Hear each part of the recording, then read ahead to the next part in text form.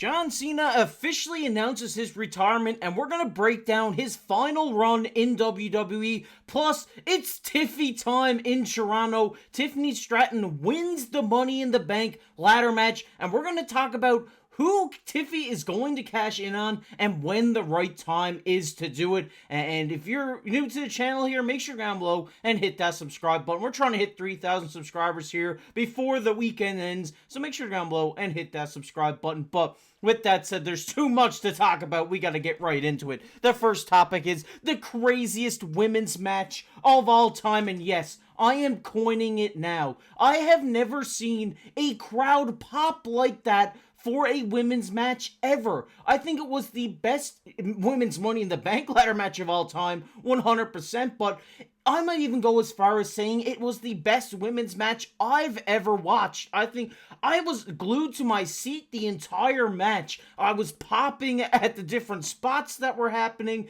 and the women in that match, hats off to them because they pulled off an amazing match tonight. It might have even topped the men's Money in the Bank, in my opinion. It was so good. There were so many spots. Zoe Stark did have a few botches that looked like they really hurt, but she did put on an absolute banger of a performance for the fans in Toronto as well. But, you know, we're going to talk about it here. Obviously, well, like I said, Zoe Stark, Io Sky, what a spot on top of the ladder, doing the, you know, kind of power bomb-ish type of move. I don't really know what to call it on top of the ladder. It looked devastating all the same. Io did look like she was hurt, but maybe she was playing it off, and obviously the ending was amazing with Chelsea Green taking an all-time bump. I mean, we gotta give her a round of applause here because I don't want to hear any more Chelsea Green disrespect after falling off top of the ladder through 2 tables. I mean, what a warrior, which then led to, obviously, it's Tiffy time in Toronto with Tiffany Stratton grabbing the women's Money in the Bank contract, and I am really excited for this. If you've been watching us for a while here, you know that I personally am a huge Tiffany Stratton fan, and I think she was the perfect competitor to win this Money in the Bank. I think, you know, Tiffany's so over with the crowd right now that there could be a potential face turn in Tiffany's future. I think she's great as a heel, playing that, you know, kind of Barbie, I guess-ish character with the toodles and stuff like that, but I think even turning her face could be amazing here. And getting to my point here is what I think's going to happen with Tiffany Stratton here, and when the perfect opportunity is for her to cash in to make the fans go, oh my god, and pop, would be to cash it in on Nia Jax. Yes, we've seen on SmackDown, we've seen on Tiffy and Nia's social medias how close these two have gotten with during their time together on SmackDown, and we've been seeing it convert over to TV now with Nia coming out with Tiffany coming out with Nia, so it only makes sense for Nia Jax to go in to SummerSlam and win the Women's Championship off of Bayley, because obviously she has that shot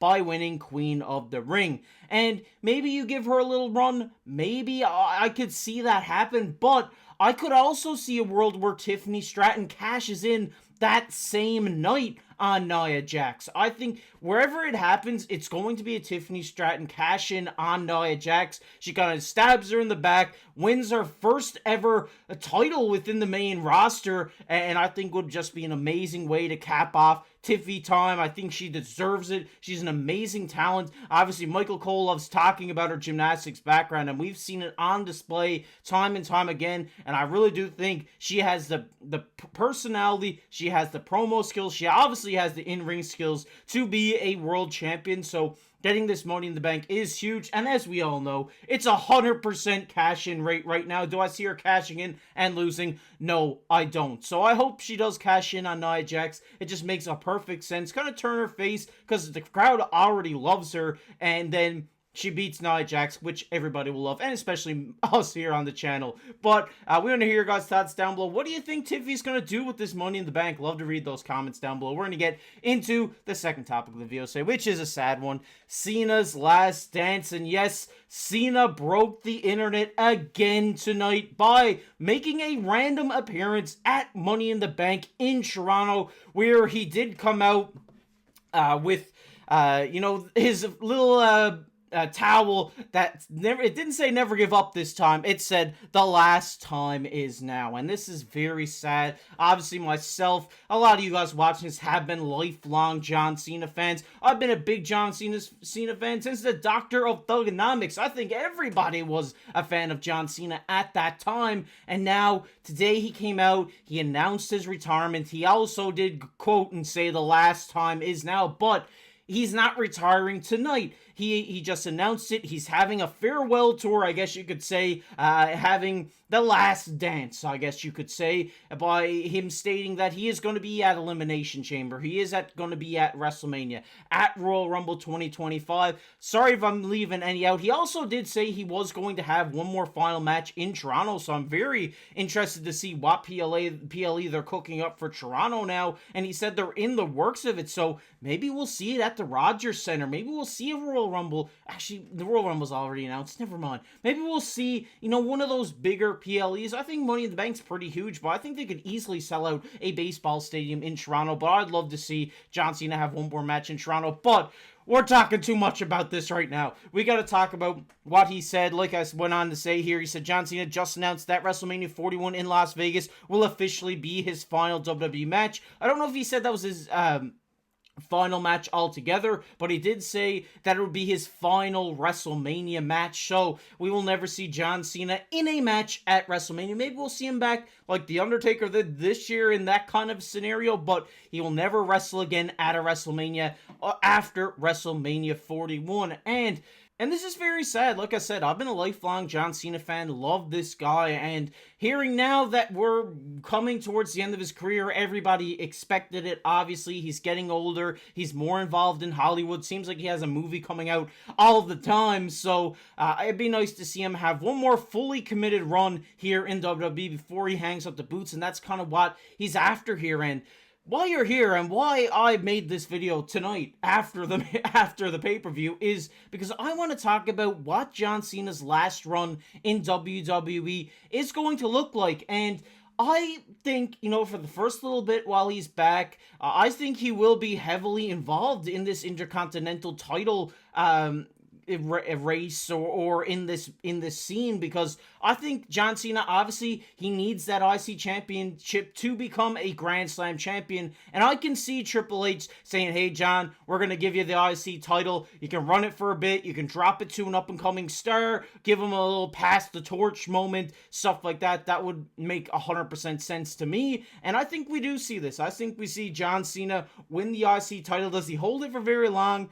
Probably not. I would say at least one PLE, he defends it and then he loses at the next. But I definitely do see an IC title run in the ranks for John Cena. And I also do think that before he hangs up the boots, maybe we see this Elimination Chamber. He said he was going to be there.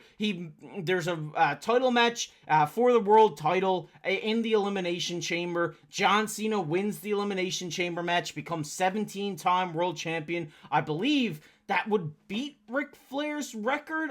Correct me if I'm wrong down below in the comment section. Didn't fact check that before I recorded this video, but 17-time world champion John Cena would be amazing. I think this would actually happen as well, and there is some feuds that I could see happening between John Cena and his last run. I think I'd really like to see John Cena win the title at Elimination Chamber and then face off against Uncle Howdy at WrestleMania. I think just cooling that hole up where, he obviously was involved with Bray Wyatt. I think, kind of him passing the torch to Taylor Rotunda here, Bo Dallas, Uncle Howdy, whatever you want to call him, would be an amazing opportunity and would also give the Wyatt Six the world title, which would be great as well. But maybe they want John Cena to win his final match, which would make sense as well. So maybe he doesn't go in as champion. He goes in, faces, I've been seeing a lot of people saying tonight, Randy Orton in his final match, which would be an absolute banger of a match as well. So there's lots of question marks surrounding John Cena, but the two things that I'm very certain of is he will be IC champion and will be a 17-time world champion. The opponents right now are kind of rambling around in my head, rumbling around. Like I said, I just turned off the TV and hit the record button here tonight. So my initial thoughts is Randy Orton. I think the Wyatt Six. I think that would be cool to see them. You know, obviously they made that movie with the Firefly Funhouse match, so seeing them in an actual match would be awesome as well. I can see Braun Breaker. I think that would be the IC person who beats him. I think passing the torch to him would be amazing as well. There's also numerous amounts of talent. Even Cody Rhodes would be an awesome match to see, and just the list goes on and on here. But I think John Cena's final run will be amazing, and I'm so glad that we are here for it, and I'm really excited because John Cena, we love you, and thank you, Cena. We're going to leave it at that. I want to hear your guys' thoughts down below. What do you think John Cena's final run in WWE looks like? Love to hear your guys' thoughts down below in the comment section. We're going to get into everybody's favorite topic here, which is comment of the day. And the comment of the day today goes to About Time, one of the Day One supporters here on the channel. Shout out to you, About Time. He says, love this podcast. Shout out to you, man. Really appreciate the kind words here on the channel. We see you down in the comment section all the time, coming back to your videos. It means a lot. And, you know, if you guys enjoyed this video, make sure down below, hit that like button, hit that subscribe button. Like I said, we're trying to hit 3,000 before the weekend ends, so please try to help us out and go down below and hit that subscribe button. And if you want to be featured on the next comment of the day, just like our buddy About Time here today, make sure to go down below and leave a comment on anything we talked about today. I love reading your guys' comments and featuring them here on the channel. You might be featured on the next comment of the day if you leave one. And if you want to check out a video we did yesterday, it'll be popping up on your screen right now. But as always, I've been your host, Casey. We'll catch you in the next one.